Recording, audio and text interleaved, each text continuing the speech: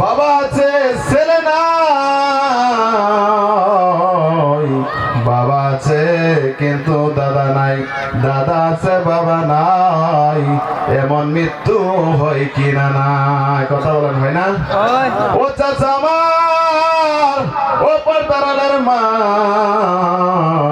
আপনাকে আমাকে আমার আল্লাহ 40 বছর, 30 বছর, 50 বছর, 60 বছর জিন্দেগি কেন দিলেন জানেন? আমার আল্লাহ বলে, আল্লাহ রাব্বুল আলামিন বলেন, আল্লাযী খালাকাল মাউতা ওয়াল হায়াতা লিয়াবলুয়াকুম আইয়ুকুম আহসানু আমালান ওয়া হুয়াল আসিসুল গফুর। বলেন আল্লাহু আকবার। আমার আল্লাহ কুরআনুল কারীমের ভিতরে বলেন, আমি তোমাদেরকে জিন্দেগি দিলাম, তোমাদেরকে মৃত্যু দিলাম। কেন দিলাম বান্দা? জানো জানো জানো কেন দিলাম?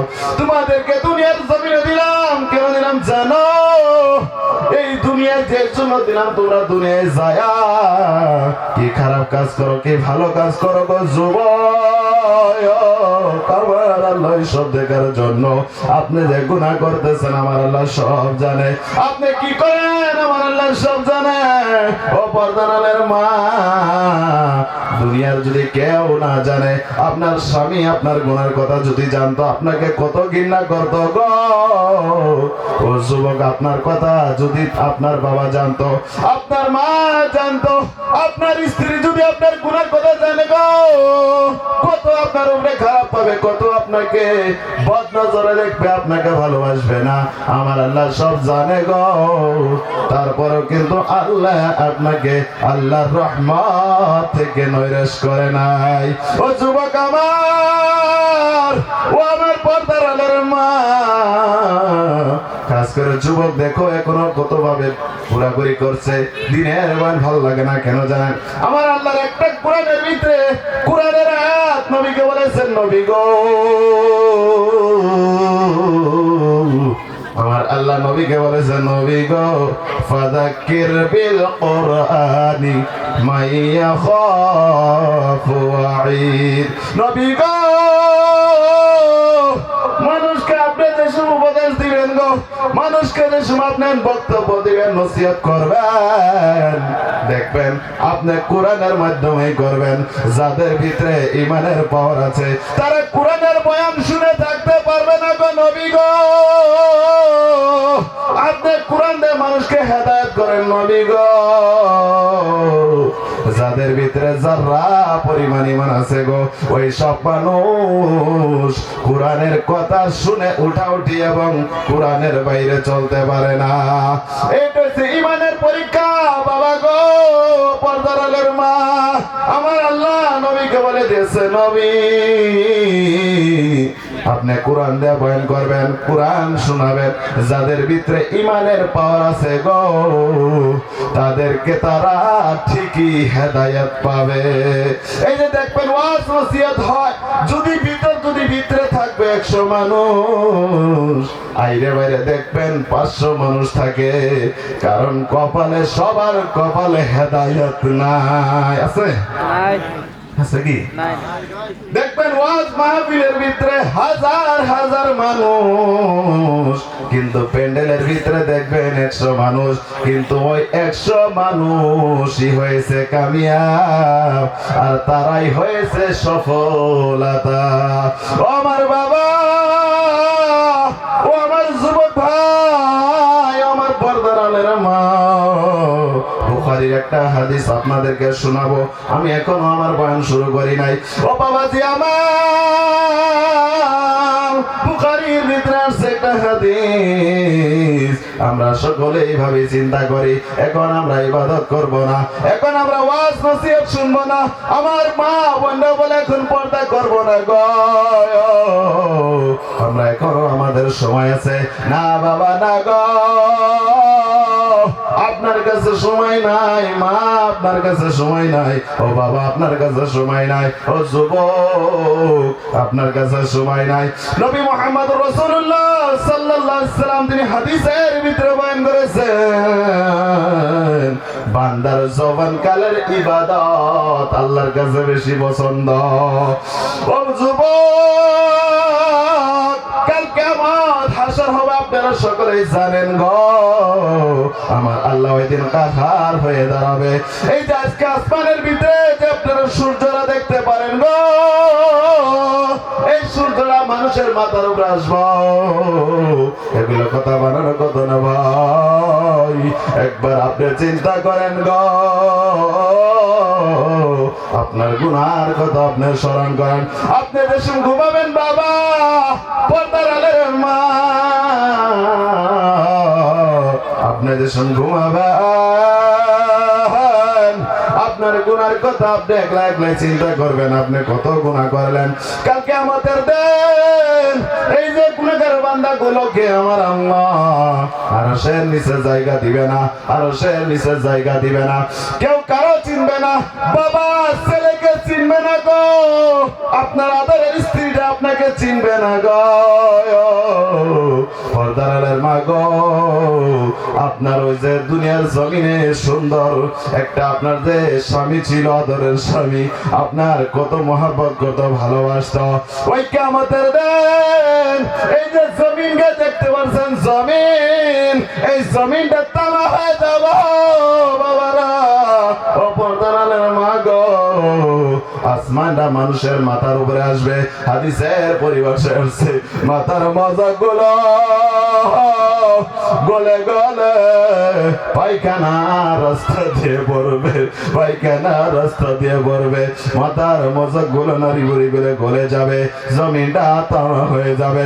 ওই দেন হযরত আবু হুরায়রা হাদিস থেকে বর্ণনা করেছে বাবাজি আমার, হযরত আবু হুরায়রা হাদিসকে বয়ান করে বাবাজি আমার, ওই দিন আমার আল্লাহ 7 শ্রেণীর মানুষকে আল্লাহ আরশের নিচে জায়গা দিবে।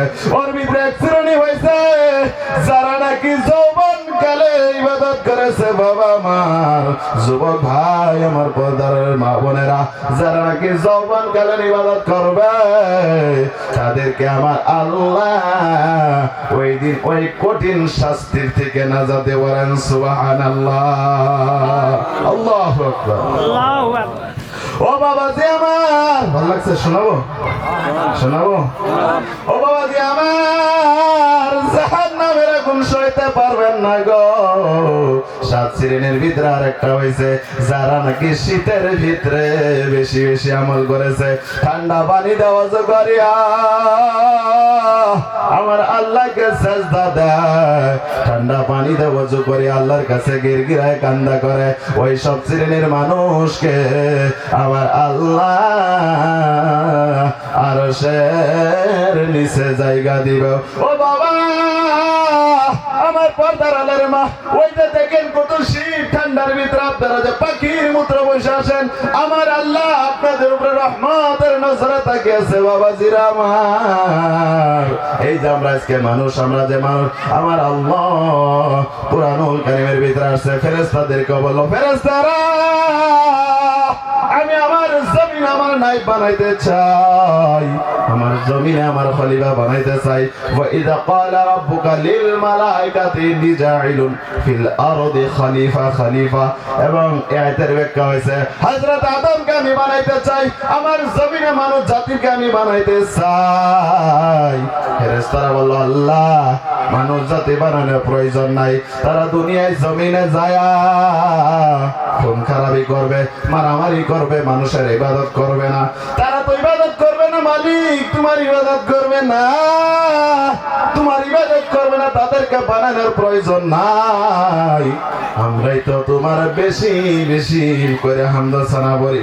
আমার আল্লাহ বলল, আমি যা জানি তোমরা যা তা জানো না।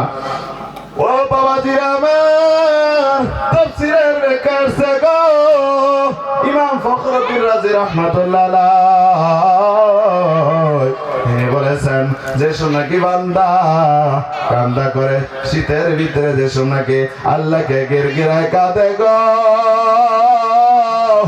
নিজের গুনাহ কথা স্মরণ করে কাঁদে, চোখের বাড়ি ফেলা, যে নাকি চোখের পানিগুলো নাকের ডগায় এসে যায়, জমিনে পড়ার আগে আমার আল্লাহ ফেরেশতারা দেখো,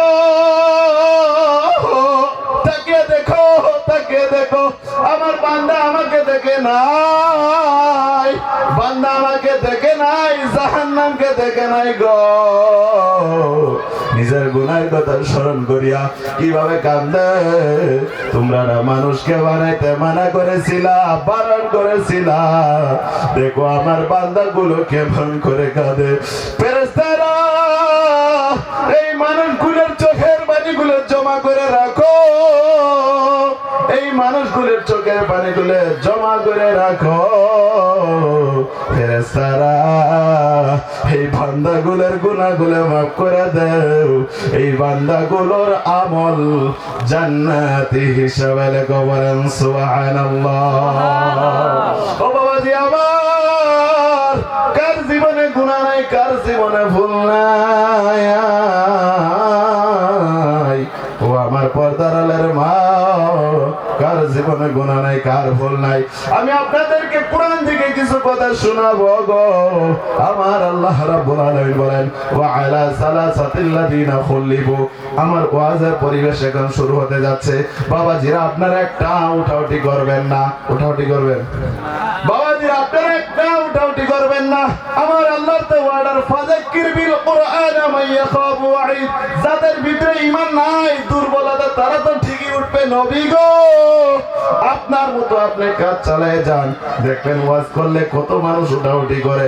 এটা কিন্তু আদবের খিলাফ এবং ঈমানের কমির পরিচয়। এটা কি আমার কথা? বলেন আমার কথা।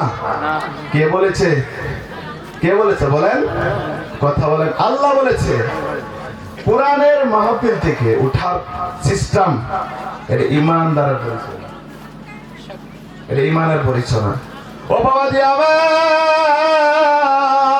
যেসব বান্দা ভোর রাতে কান্না করে গো, আমার আল্লাহ বান্দার দিকে তাকিয়ে থাকে। আবার আল্লাহ অনেক আনন্দ পা, অনেক আনন্দ পা। বান্দা যেসব নাকি নিজের ভুলকে স্মরণ করে, নিজের গুনার কথা স্মরণ করে কান্না করে গো মা। ও আমার যুবক ভাই, ও আমার মুরব্বী চাচা, আপনি জীবনে অনেক গুনাহ করেছেন, আপনি কান্না করেন, আপনি তওবা করেন। এই যে মাহফিল থেকে তওবা করেন, কারণ আপনার কাছে টাইম নাই, টাইম নাই।